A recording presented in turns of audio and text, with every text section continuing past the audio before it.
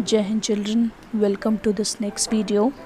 In this video we will talk about the discovery of protons and the study of anode rays. So since the atom is as a whole electrically neutral और जब electrons की discovery हो गई तो ये ज़रूरी हो गया कि ज़रूर उस नेगेटिव चार्ज को बैलेंस करने के लिए कोई पॉजिटिव चार्ज इलेक्ट्रॉन के अंदर पाया जाता है। तो इसी थॉट को आगे बढ़ाते हुए गोल्डस्टीन ने डिस्चार्ज ट्यूब एक्सपेरिमेंट्स को आगे बढ़ाया और डिस्चार्ज ट्यूब एक्सपेरिमेंट्स में इस बार उन्होंने परफोरेटेड कैथोड यूज़ किया। परफोरेटेड कैथोड का मतलब the cathode has holes in between, बीच बीच में होल्स थे। फिर जब गैसेस उसी तरह जैसे कैथोड रे एक्सपेरिमेंट में गैसेस को बीच में रखा गया था, वैसे ही यहाँ एनोड रेज में भी गैसेस को लिया गया। डिस्चार्ज ट्यूब में हाई वोल्टेज से इलेक्ट्रिसिटी पास कराया गया और प्रेशर को कम किया गया। लो प्रेशर पे अंदर जो है वैक्यूम पंप की हेल्प से प्रेशर को लो किया गया। तो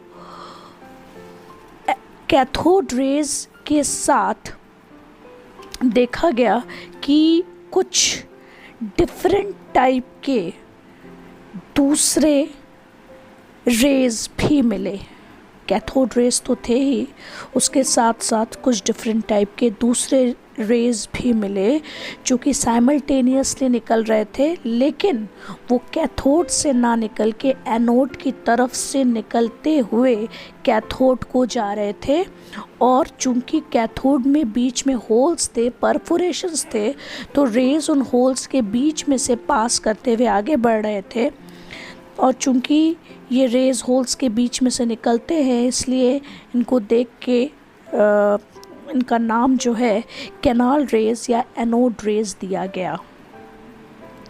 अब एनोड रेज की अगर हम प्रॉपर्टीज स्टडी करें तो एनोड रेज जे थॉमसन ने ही इसकी प्रॉपर्टीज़ को डिटेल में स्टडी किया था और उन्होंने देखा कि कैथोड रेज की तरह anode raise also travel in a straight line. Secondly, like cathode rays, these rays also rotate the wheel placed in their path and also have heating effect.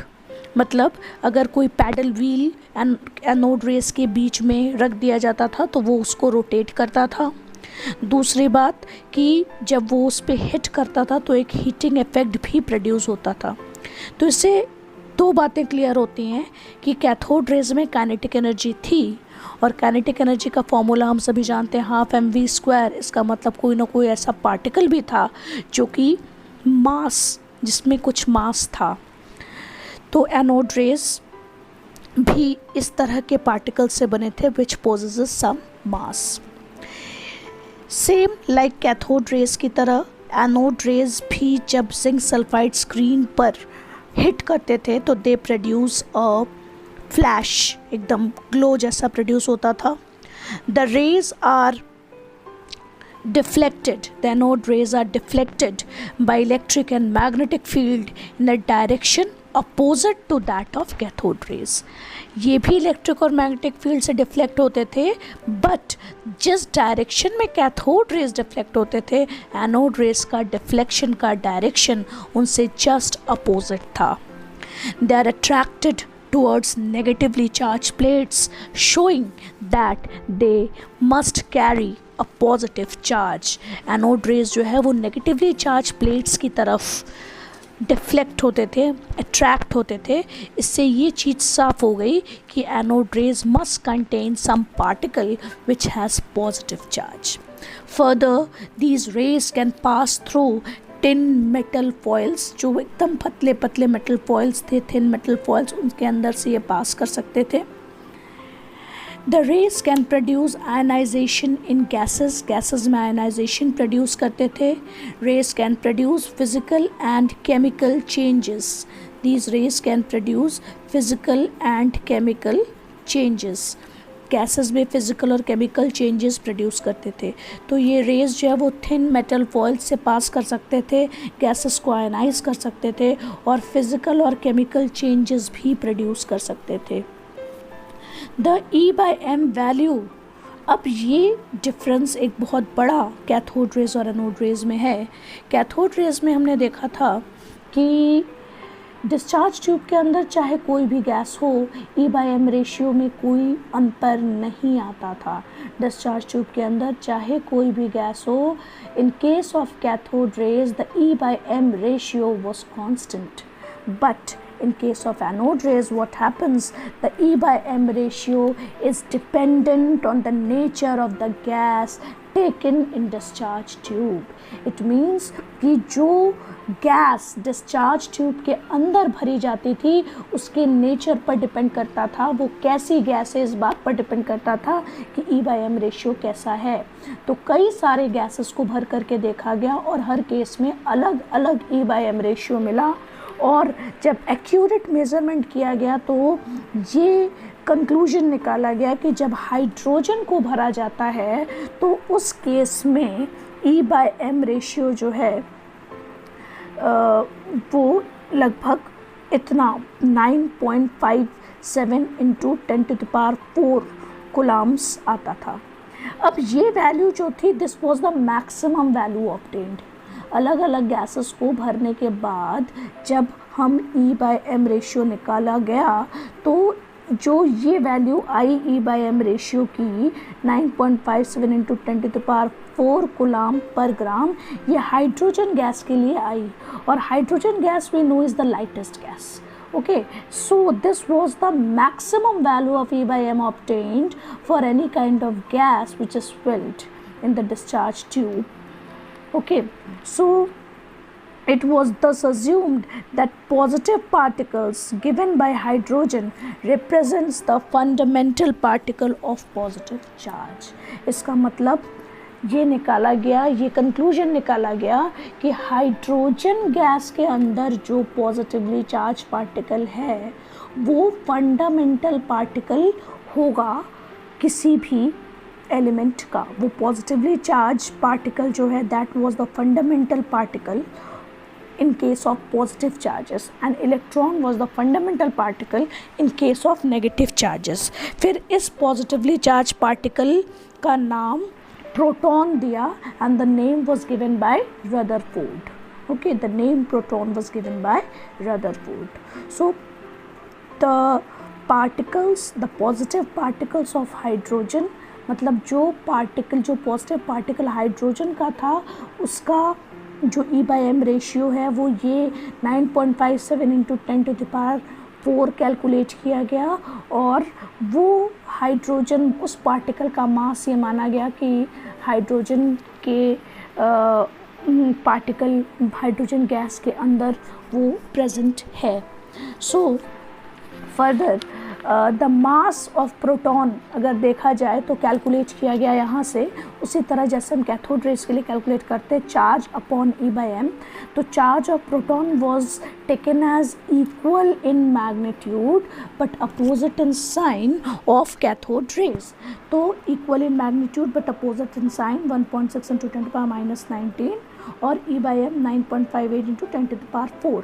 तो ये वैल्यू जब इनको सॉल्व किया गया तो mass of the proton is about 1.67 into 10⁻24 gram, 1.67 into 10⁻24 ग्राम। दस अगर यहाँ से हम डेफिनेशन ले लेते हैं प्रोटॉन की, thus proton may be defined as the fundamental particle which carries 1 unit positive charge and has a mass nearly equal to that of hydrogen atom. So this was the final definition for proton which was approved that कि proton जो है वो fundamental particle है जिसमें 1 unit positive charge है। उस 1 unit positive charge की value magnitude में इतनी है 1.6 इंटू 10⁻⁻19, और इस प्रोटॉन का मास हाइड्रोजन एटम के मास के लगभग बराबर था। तो इस तरह से दोनों, एक पॉजिटिव और एक नेगेटिव पार्टिकल का एस्टैब्लिशमेंट क्लियर हो गया एटम के अंदर। तो डाल्टन्स एटॉमिक थियरी में जहाँ ये बात थी कि atom was not further divisible, it was clearly shaken, and the scientist like J.J. Thomson and Rutherford they have proved finally that the atom is subdivided into subatomic particles, and it mainly contain, at that time they have considered that there are two basic fundamental particles. One is positively charged and other is negatively charged, which makes atom electrically neutral. So on this basis, Thomson has first given his model of atom.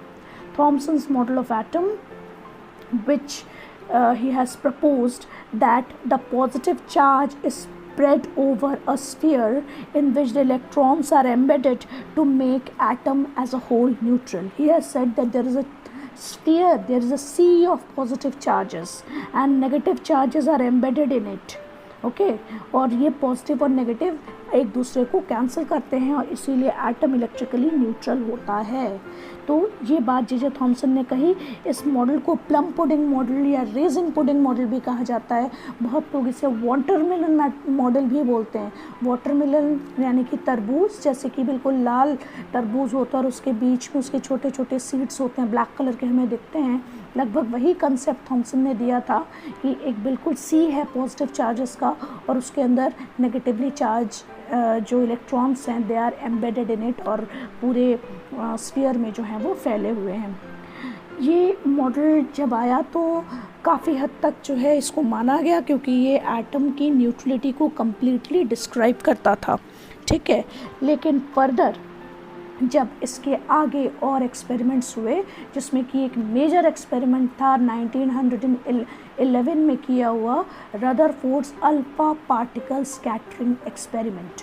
तो जब वो experiment किया गया तो जो Thompson का model था it was not in strain with the results of the Rutherford's model. Rutherford का जो मॉडल था या रदरफोर्ड के एक्सपेरिमेंट के जो कंक्लूजन्स थे उससे थॉमसन्स मॉडल का जो है वो मैच नहीं हुआ.